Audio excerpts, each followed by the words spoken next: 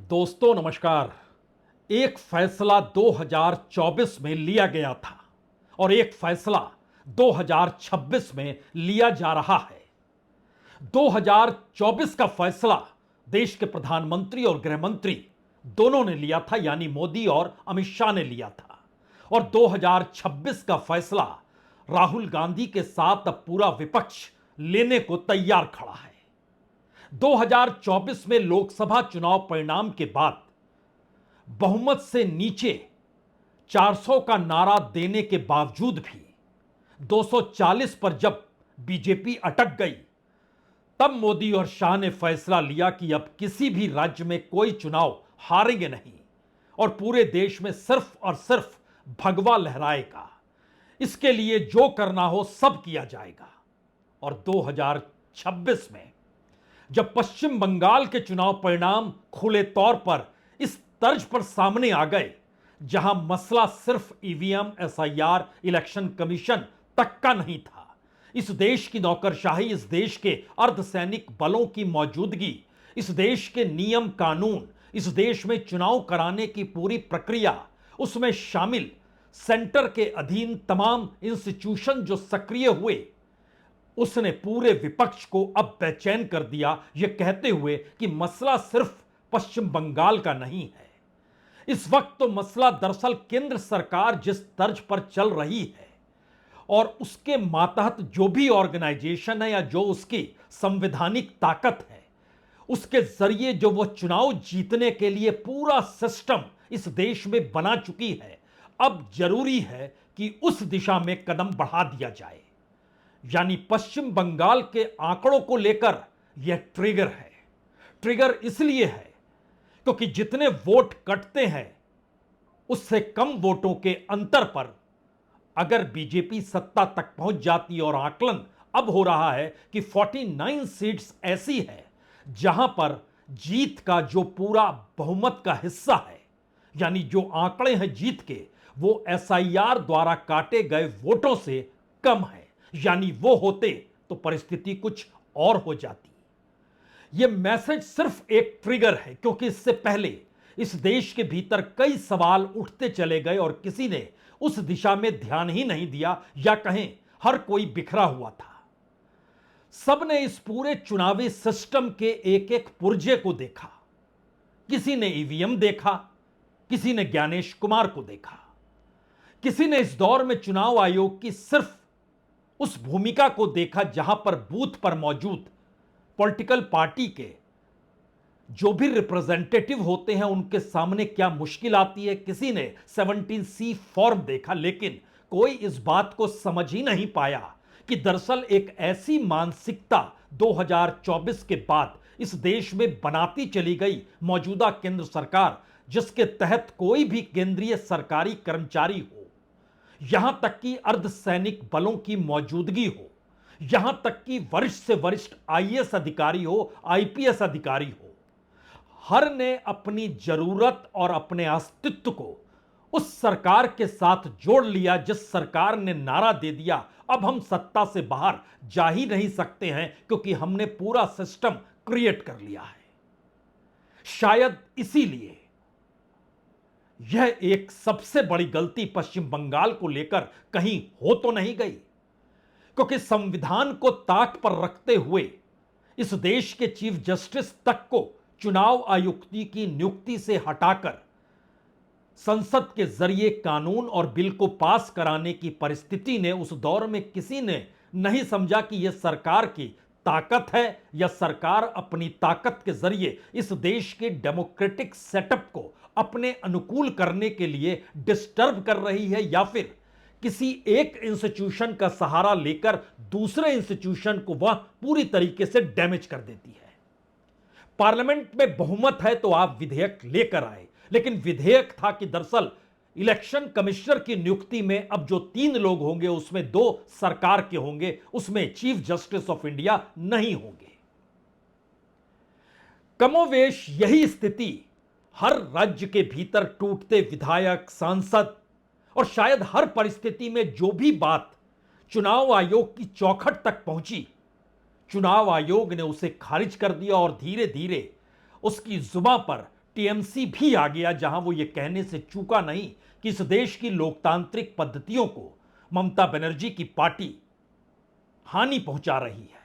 और इसी बात का जिक्र होते होते चुनाव आयोग से निकलकर जब सुप्रीम कोर्ट तक बात गई, तो सुप्रीम कोर्ट ने भी कह दिया हम दखल नहीं देंगे, क्योंकि वो अपने आप में कॉन्स्टिट्यूशनल बॉडी है, वो स्वायत्त संस्था है। यानी इस पूरी प्रक्रिया के भीतर इस देश का कॉन्स्टिट्यूशन क्या कहता है, और इलेक्टरल प्रोसेस में अगर गड़बड़ी हो और उसमें कटघरे में अगर चुनाव आयोग हो, उस चुनाव आयोग को बनाने वाली सरकार हो, उस सरकार से कोई सवाल ना पूछ पाने की स्थिति में चुनाव आयुक्त हो, चुनाव आयुक्त की पूरी नियुक्ति जिस तर्ज पर हो रही, और शायद यह स्थिति हर उस संस्थान के साथ जुड़ती चली गई जिसमें ईडी भी था, जिसमें सीबीआई भी थी, और कमोवेश यह स्थिति इस देश के भीतर जुडिशरी में भी रेंगने लगी। शायद इसीलिए जो अदालतों के भीतर, चाहे वो निचली अदालत हो या फिर हाई कोर्ट तक की परिस्थिति में आइएगा और उसके बाद सुप्रीम कोर्ट में आइएगा, तो आपको पॉलिटिकल तरीके से जो भी मामले निचली अदालत से हाई कोर्ट और हाई कोर्ट से सुप्रीम कोर्ट तक आए, उसमें आपको लगभग 97.9% यानी 98% के करीब आप हर मामले को उलटते हुए देखते लगेंगे।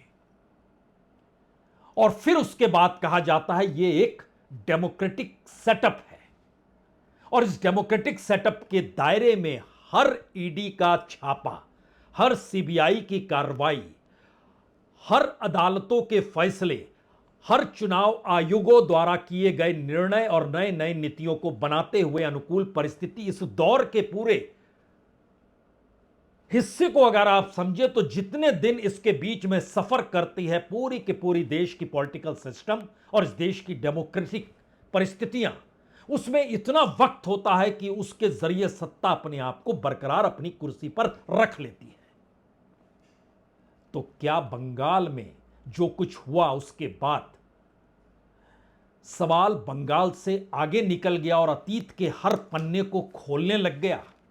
विपक्ष के नेता राहुल गांधी आज एक ट्वीट करते हैं, सोशल मीडिया में उन्होंने जो लिखा वो मैसेज है कि लड़ाई सिर्फ बंगाल को लेकर नहीं है, बल्कि 2024 के चुनाव और उसके बाद की परिस्थितियों को अगर आप देखें तो हर जगह सरकार तक चुरा ली गई। जिस बात का उन्होंने जिक्र किया है वो साफ तौर पर लिखा है कि वोट चोरी से कभी सीटें चुराई जाती हैं, कभी पूरी सरकार। लोकसभा में 240 बीजेपी सांसदों में से मोटे तौर पर हर 6th यानी छठा सांसद वोट चोरी से जीता है। पहचानना मुश्किल नहीं, क्या उन्हें बीजेपी की भाषा में घुसपैठिए कहें? और हरियाणा, वहां तो पूरी सरकार ही घुसपैठिया है। जो संस्थाएं अपनी जेब में रखते हैं, जो मतदाता सूची और चुनावी प्रक्रिया को तोड़ मरोड़ देते हैं, वह खुद रिमोट कंट्रोल्ड है।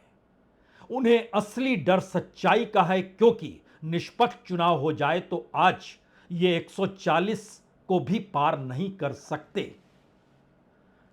बंगाल चुनाव नहीं, ये 2024 के लोकसभा चुनाव का जिक्र करते हुए कह रहे हैं 140 भी पार नहीं कर सकते। और उसके बाद की परिस्थिति में अगर आप राज्य दर राज्य देखना शुरू कीजिएगा तो हो सकता है अब आपके जहन में यह सवाल जरूर आ जाए, वोट का परसेंटेज कम हो गया लेकिन सीटें कैसे बढ़ गई? वोट का परसेंटेज और सीटों के बीच कोई तालमेल लोकसभा और विधानसभा के भीतर इस दौर में क्यों नहीं आया? और नहीं आया तो इसका मतलब है ये पूरी तैयारी 2029 के चुनाव में जीत के लिए हो रही है और बिसात बिछाई जा रही है। 2024 का नारा 400 पार का जो नहीं चला वो 2029 में चल जाए, और इसके लिए हमें वोटर की जरूरत, हमारे सामने खड़े किसी मजबूत पॉलिटिकल खिलाड़ी की जरूरत नहीं पड़ेगी, क्योंकि हम ही खिलाड़ी हैं, हम ही अंपायर हैं। यानी अभी तक जो जिक्र हो रहा था वो इलेक्शन कमीशन को लेकर हो रहा था, ज्ञानेश कुमार का भी जिक्र था, लेकिन अब राहुल गांधी जिस पोटली को खोलना चाहते हैं उसमें ये सारे प्यादे हैं, और नए तरीके से केंद्र सरकार की पूरी भूमिका सत्ता में बने रहने के लिए इस देश के कॉन्स्टिट्यूशनल इंस्टीट्यूशंस और डेमोक्रेटिक सेटअप को पूरी तरह अपने लिए डिगाने की है। शायद इसीलिए पिछले दिनों जब राहुल गांधी खुले तौर पर एक रैली में भाषण दे रहे थे तो उन्होंने बकायदा चुनाव आयुक्तों का नाम, मुख्य चुनाव आयुक्त का नाम लेकर चेतावनी दी थी। यह चेतावनी क्यों दी गई थी हम उसको बतलाएंगे, लेकिन पहले इस बात को सुन तो लीजिए जो राहुल गांधी कह रहे थे। याद रखिए, ज्ञानेश कुमार, सुखबीर सिंह सांधू, विवेक जोशी, ये जो सत्य और असत्य की लड़ाई हो रही है, इलेक्शन कमीशन बीजेपी के सरकार के साथ मिलकर काम कर रहा है और इनको जितनी भी इम्यूनिटी देनी है दे दो। मैं स्टेज से आपको कह रहा हूं, कांग्रेस पार्टी आपको कह रही है, आप मत भूलिए, आप हिंदुस्तान के इलेक्शन कमिश्नर हो, आप नरेंद्र मोदी के इलेक्शन कमिश्नर नहीं हो। हम आपको साफ कह रहे हैं और आपके खिलाफ एक्शन लेंगे। तो इस देश के चुनाव आयुक्तों को खुली छूट है, आप अपनी कार्रवाई करते चले जाइए, आपके खिलाफ कोई कार्रवाई नहीं होगी, ना एफआईआर ना कोई सजा। तो इससे ज्यादा बड़ी इम्यूनिटी क्या हो सकती है। लेकिन सवाल यह है कि आखिर यह सब कहने की नौबत आई क्यों, और अब जब पुराने कच्चे चिट्ठे खुल रहे हैं या खुलेंगे, या फिर विपक्ष एकजुट होकर मैदान में इस आधार पर शामिल हो जाएगा कि दरअसल मसला एक चुनाव का नहीं, इस देश के भीतर लोकतांत्रिक परिस्थितियों को खारिज करते हुए एक अपने तरीके की वैचारिक सोच के साथ जिस भारत को गढ़ने की सोच में सिर्फ एक तानाशाही तो नहीं रेंग रही। यह सवाल क्यों है। 240 सीटें लोकसभा में बीजेपी को मिली थी। उस लोकसभा चुनाव के 4 महीनों के बाद महाराष्ट्र और हरियाणा के चुनाव थे। महाराष्ट्र के भीतर बीजेपी ने लोकसभा की 9 सीटें जीती थी, 48 में से 9 सीट उसके पास गई थी। गठबंधन में साथी सहयोगी तो विधानसभा में भी थे, इसलिए सिर्फ आज जिक्र बीजेपी का हम कर रहे हैं। 48 में से 9 सीट बीजेपी जीतती है, यानी परसेंटेज है 26.18%। और जब विधानसभा में वो आती है एक झटके के भीतर, जो उसका परसेंटेज ऑफ वोट है कमोवेश उतना ही रहता है, या कहें 0.59% बढ़ जाता है, 26.77% हो जाता है। लेकिन जो 48 में से 9 सीट जिस परसेंटेज की दिशा में बढ़ रही है, उसके उलट उसका परसेंटेज, वोटिंग परसेंटेज 0.59% बढ़ता है, लेकिन सीटों का परसेंटेज जो लोकसभा में 18.75% की जीत थी, वह विधानसभा में बढ़कर 45.83% हो जाती है, यानी 288 में से 132 विधानसभा की सीटें वो जीत जाती है। चंद महीनों में इतना बड़ा उलटफेर, जहां पर प्रधानमंत्री मोदी ही लोकसभा में चेहरा थे, विधानसभा में भी वो चेहरा थे, लेकिन बावजूद इसके परसेंटेज ऑफ वोट और परसेंटेज ऑफ सीट का जीतना गजब का है। 18% से 45% की जीत हासिल कर लेना।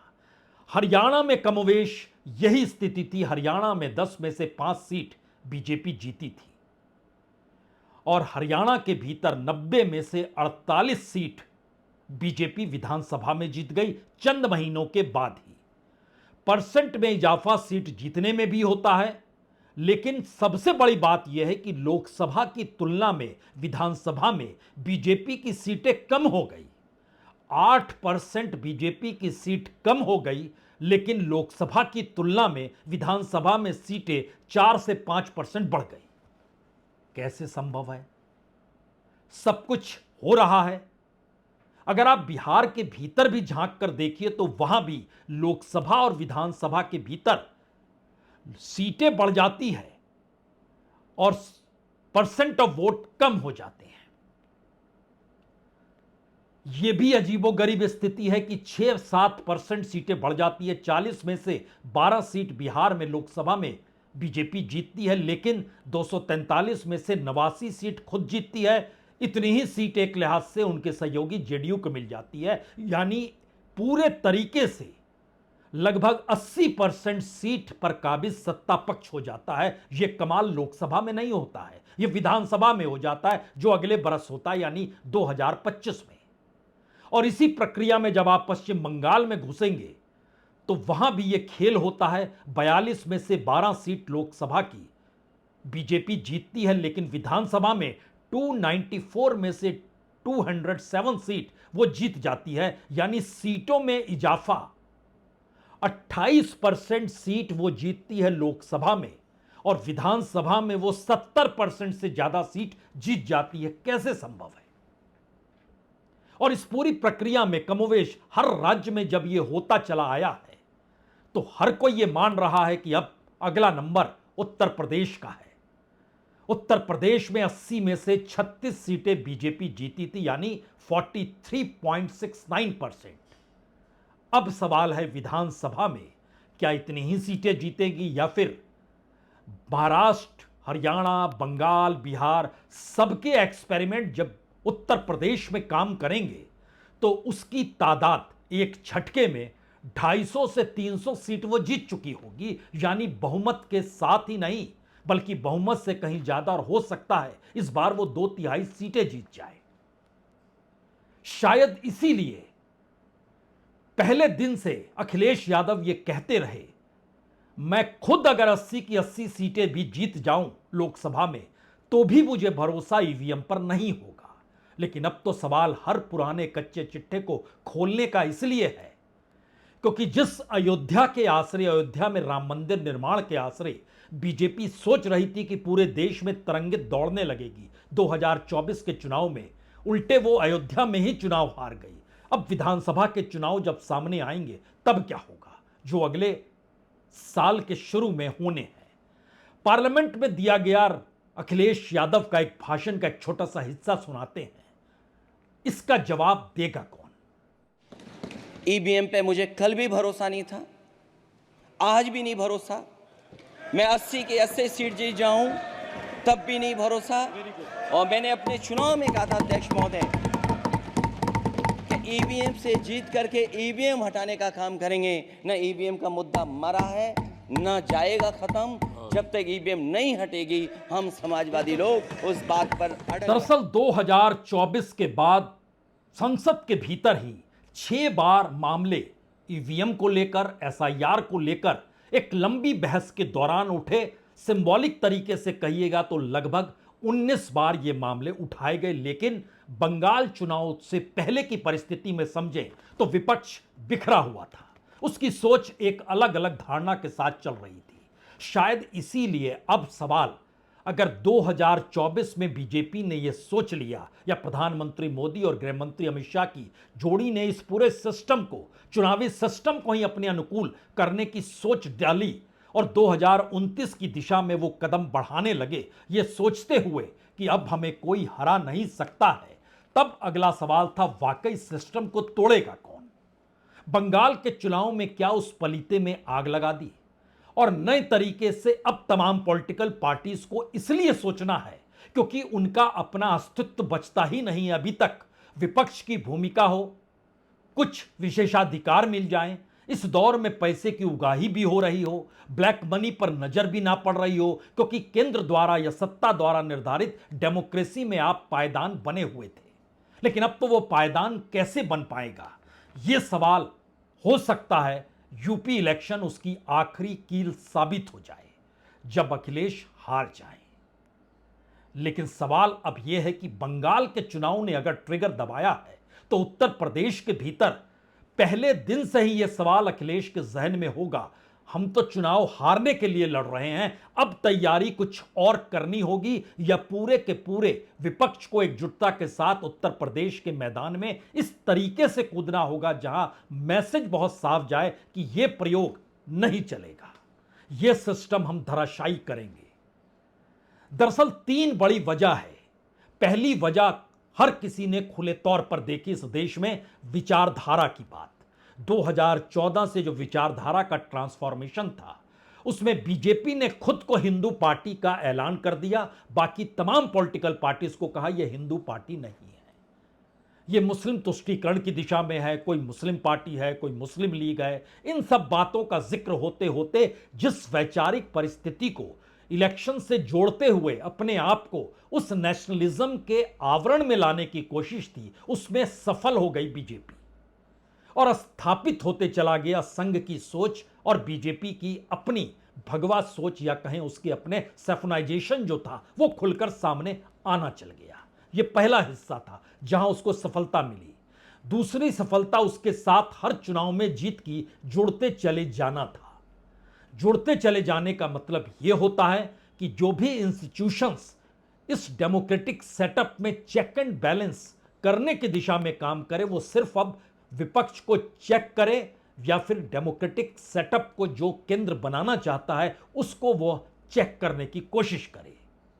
कोई बैलेंस का जिक्र नहीं है यहां पर। और जब आप इस दिशा में आ गए तो इसका खुला नजारा पश्चिम बंगाल के भीतर यह भी नजर आने लगा कि कैसे क्या कुछ काउंटिंग सेंटर में हो रहा था, कैसे कुछ एक झटके में ऑब्जर्वर एक थानेदार की तरफ बर्ताव करने लगे, कैसे इलेक्शन कमीशन द्वारा नियुक्त जो सेंट्रल ऑब्जर्वर थे उनकी भूमिका कहां लापता हो गई या कहां पर सक्रिय हो गए। ये सब सारी परिस्थिति धीरे धीरे रेंगते हुए पश्चिम बंगाल में उभरकर सामने आ गई। अब यहां पर एक तीसरा प्रयोग है। ये दो प्रयोग तो खुले तौर पर हो गए। विपक्ष का बटना बिखरना भी हर किसी ने देख लिया, आवाज का उठना भी देख लिया, सत्ता में आए तो छोड़ेंगे नहीं इस नारे को भी सुन लिया। लेकिन सत्ता में आएगा कौन और कैसे आएगा? अब इस दिशा में सत्ता में विपक्ष आ ही नहीं पाए। इलेक्शन कमिश्नर या किसी भी नियुक्त आईएएस आईपीएस अधिकारी को इसलिए इम्यूनिटी नहीं है, उसको यह गारंटी है कि यह सत्ता जा ही नहीं सकती है। तो सबका स्टेक इस सत्ता को लेकर लगा है। आपको जितने जो काम गलत करने हैं करते चले जाइए, हम नहीं जा रहे हैं। यह मैसेज बहुत साफ है। और जब यह मैसेज समाज के भीतर, देश के भीतर इस तर्ज पर घुमड़ने लग जाए कि यही नेशनलिज्म है, यही देश की रक्षा है, यही देश का पूरा वैचारिक सोच है, वैचारधारा है, तो फिर उसके बाद क्या बचेगा? और कमोवेश यही स्थिति आ गई। और इसमें जो अब रोकने का सवाल था, उसमें हर उस राज्य में जो 2024 के चुनाव में जहां जहां बीजेपी हारती चली गई, अब वहां पर मजबूती चाहिए बीजेपी को। और मजबूती के लिए वहां के जो नेता हैं उनकी साख खत्म पॉलिटिकल तौर पर करनी होगी। उसके दायरे में पश्चिम बंगाल आया, उसके दायरे में तमिलनाडु आया, उसके दायरे में महाराष्ट्र आ चुका था, उसके दायरे में बिहार आ गया, उसके दायरे में अब उत्तर प्रदेश को लाने की कोशिश होगी, उसके दायरे में दिल्ली आ चुकी है, उसके दायरे में पंजाब भी आ जाएगी।